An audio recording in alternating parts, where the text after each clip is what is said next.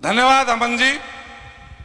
लगभग 15 वर्ष बाद हम और अमन जी एक मंच पर हैं और इस मारवाड़ की धरती को मैं प्रणाम करता हूं कि आज ये अवसर दिया और आप सबको पहला प्रणाम करता हूं। सुबह अजय जी 11 बजे से आदमी इसलिए जगह नहीं छोड़ रहा कि मैं उठ गया तो मेरी जगह दोबारा से खुश जाएगी, इसलिए आपकी श्रद्धा को, आपके प्यार को और आपके समर्पण को मैं प्रणाम करता हूं।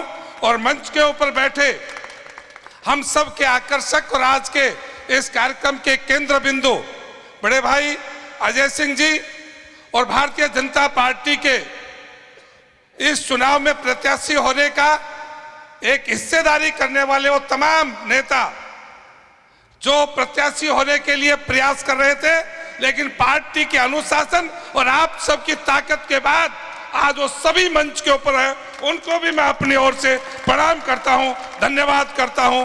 आपने अपनी पार्टी और इलाके के प्रति जो श्रद्धा व्यक्त की है और वो क्यों की है आप सब जानते हैं कि आपके सामने कौन है। उसकी गाथाओं को सुबह से तमाम वक्ताओं ने बोला, मैं उसको बोलकर पुनरावृत्ति नहीं करना चाहता। उसका डर, उसका भय कि वो आगे कुछ और ना हो जाए, इसके लिए आप सब लोग एक मत हैं। और ऐसी इस प्रकार के चुनावी कार्यक्रमों में मैं वर्षों से अनेक गुजरात जैसे विशाल संगठन के प्रदेश में भी गया हूं, दिल्ली और यूपी जैसे प्रदेशों में भी गया हूं, लेकिन इतने लंबे समय तक किसी एक व्यक्ति के लिए, आप बड़े नेता के लिए नहीं, या बड़े नेता का नाम भी नहीं था, केवल अजय सिंह क्लिक के जी के लिए आप सब सुबह से यहाँ बैठे हैं, बिना खाए पिए बैठे हैं। मैं समझता हूँ आपने एक व्रत धारण किया है कि ये जीत होगी उस दिन हम व्रत खोलेंगे। मैं आपके इस समर्पण को पुनः एक बार प्रणाम करता हूं।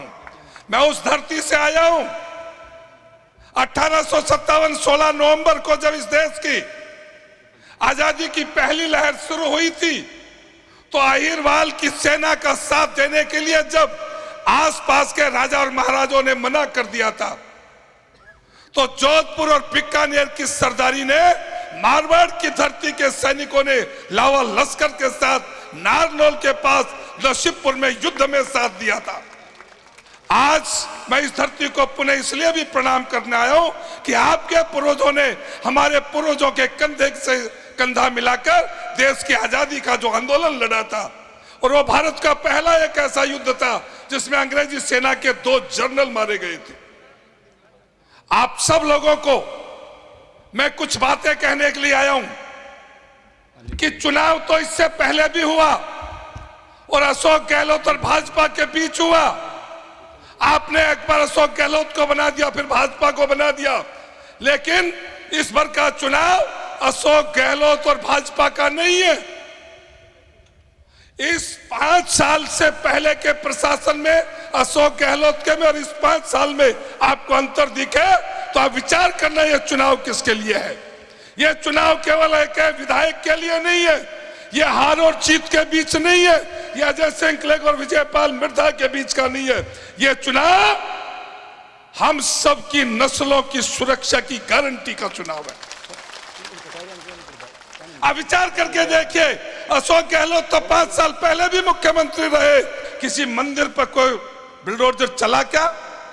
किसी बुलडोजर किसी मंदिर के मूर्तियों को उखाड़ने के लिए ड्रिल मशीन का प्रयोग हुआ क्या? क्या राजस्थान की धरती पर सर तन से जुदा का नारा लगा क्या?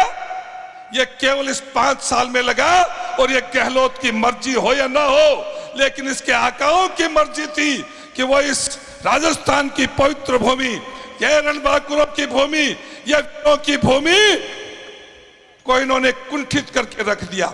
अब विचार करना अपने यार दोस्त और मित्रों को कि चुनाव तो फिर भी आते रहेंगे, फिर भी भाजपा और कांग्रेस हो जाएगा, लेकिन ये चुनाव जो है वो अपनी नस्लों को बचाने के लिए, अपनी संस्कृति को बचाने के लिए, अपने धर्म के बलिदान करने के लिए मैदान में तलवार लेकर नहीं आना।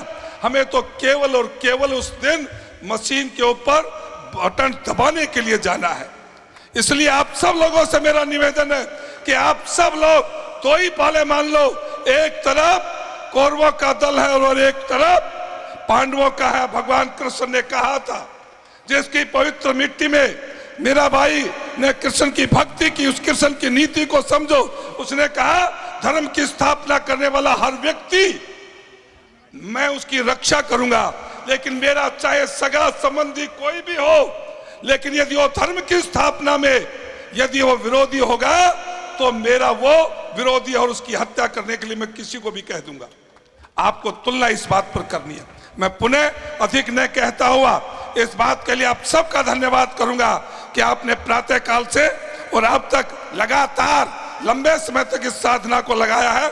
आप सब लोग केवल और केवल 25 तारीख तक के इन्वेस्टमेंट और 5 साल में सुख समृद्धि और शांति की गारंटी आपको मंच से पहले भी मिली है और हम भी अपनी ओर से देना चाहते हैं। बहुत बहुत धन्यवाद। शुक्रिया सर।